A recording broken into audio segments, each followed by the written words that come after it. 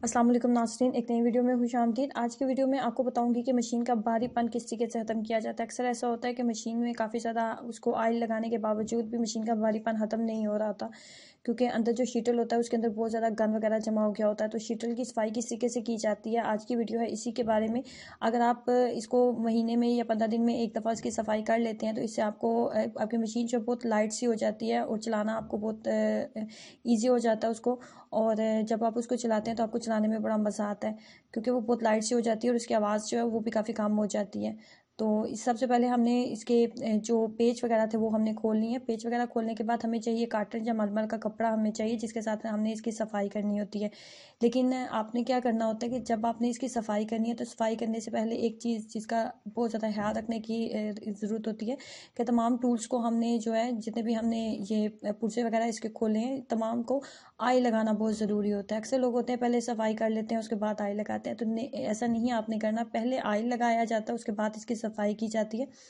ये इसलिए किया जाता है कि इसके जो पुर्जे होते हैं फिर उसको जंग नहीं लगता। अगर आप ऑयल पहले लगा लेंगे उसके बाद इसकी सफाई करेंगे तो सफाई भी अच्छी होगी, तमाम जितना भी गंद है आराम से उतर जाएगा। नंबर 2, इसका फ़ायदा, सबसे बड़ा फ़ायदा ये होगा कि जितने भी पुर्जे आप साफ़ करेंगे उनको कभी भी जंग नहीं लगेगा और आपके पुर्जे हमेशा नहीं रहेंगे। इसलिए पुर्जों को साफ़ करने से पहले आई लगाना बहुत ज़रूरी होता है।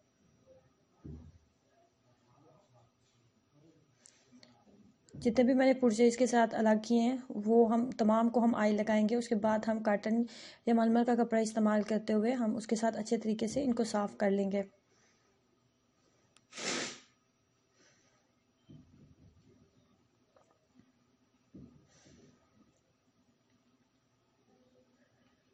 अच्छी तरीके से इसको रब करते हुए हम इसकी सफाई कर लेंगे। जितना ज़्यादा अच्छे तरीके से हम सफाई करेंगे उतना अच्छा हमें इसका रिजल्ट मिलेगा।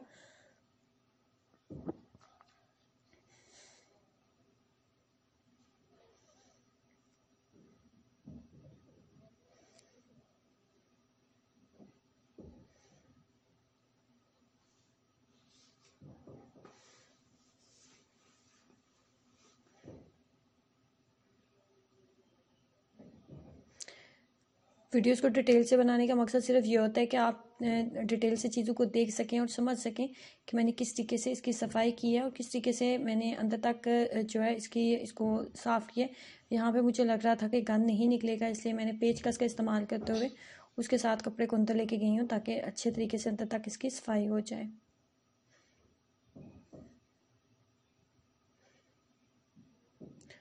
जो लोग काफ़ी अरसे से मशीन्स वगैरह इस तरह की सिलाई मशीन वगैरह का इस्तेमाल करते हैं वो लोग तो इन चीज़ों को जानते हैं, लेकिन जो लोग बिगनर्स लेवल पे हैं उन लोगों को ऐसी चीज़ों का नॉलेज कम होता है।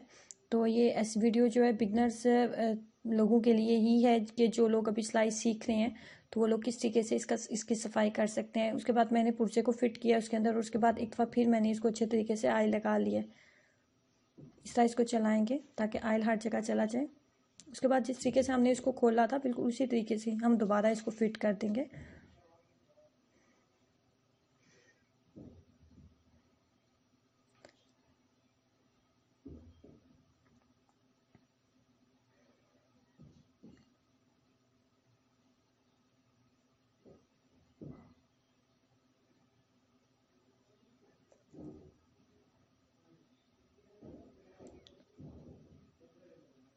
एक दफ़ा फिर मैंने तमाम पुर्जों को चलाया ताकि उसका आयल जो अच्छे तरीके से लग जाए। उसके बाद क्या करेंगे कि इसके जो इसका शीटल के अंदर का हिस्सा है इसकी हम सफाई कर लेते हैं।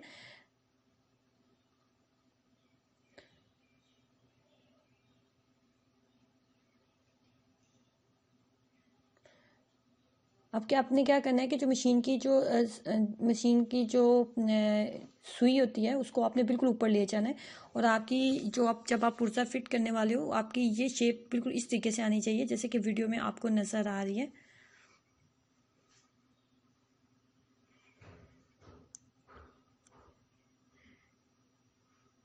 इस तरीके से अगर आप लगाएंगे तो आपकी जो आप फिट तमाम पुर्जे फिट करने के बाद आपकी जो मशीन की सुई है वो बहुत नॉर्मल तरीके से बहुत अच्छे तरीके से चलेगी। अगर आपका ये पुर्जा ठीक नहीं लगेगा तो वो आपकी जो सुई है वो ठीक तरीके से नहीं लगेगी, वो अटक जाएगी और टूट जाएगी।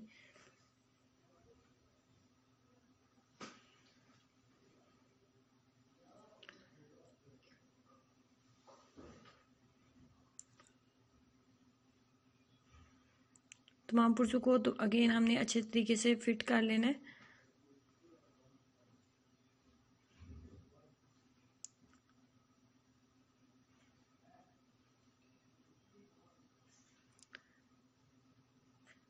पेचकस से फिट करने के बाद अब मशीन के ऊपर जितने भी इसके सुराख वगैरह हैं, तमाम सुराखों के ऊपर हम आयल लगाएंगे।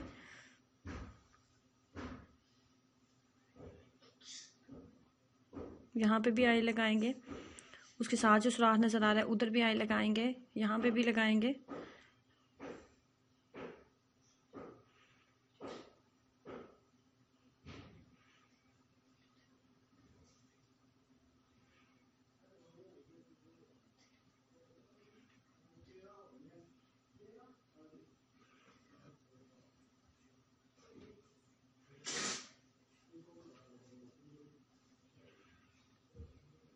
जब हमने तमाम जितने भी इसके सुराख हैं तमाम सुराखों में आयल लगा लिए, तो उसके बाद कोई भी एक कपड़ा हम लेंगे और उसके बाद जितना भी एक्स्ट्रा आयल उसके ऊपर नज़र आ रहा है इसको हम रिमूव कर देंगे। इसका कोई फ़ायदा नहीं है क्योंकि सुराख के अंदर जितना आयल जाना था वो जा चुका है। ये एक्स्ट्रा आयल जो है लगा हुआ है ये कपड़े को ख़राब करेगा, इससे इसको तमाम को हम साफ़ कर लेते हैं।